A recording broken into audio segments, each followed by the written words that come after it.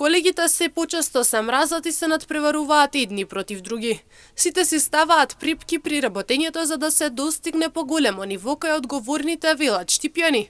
Деците дека колегијалноста веќе не постои, а ниту пак некогаш ќе се врати затоа што луѓето единствено се многу себични.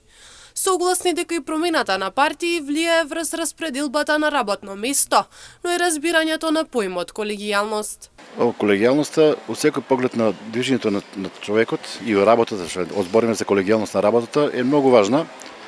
У принцип за тоа што ако не сте колеги колегијални, нема да може да работите како што треба, нели, во смисол на да се заврши работа како таа.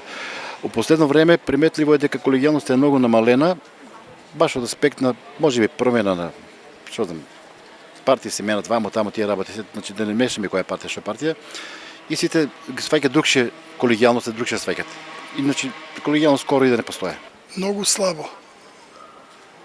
Повише од колегите се мразат и такмичат се еден против друг, препки си стават кој ќе бие на повисоко ниво и поблиску до раководните органи, за да може да се, така да кажем понародно, да се улижува на ние, за да добие некои бенефити од таа работа. А колегијалност се помалку и помалку е застапена. Нема како што беше едно време, сега нема. Секој гледа очи да ти извади, друго ништо.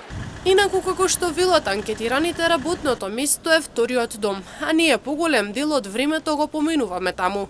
Пред се треба да бидеме колегијални за да си ги завршиме работните обврски, а потоа и да се дружиме, да створиме круг на пријатели со кои секојдневно би можеле да комуницираме.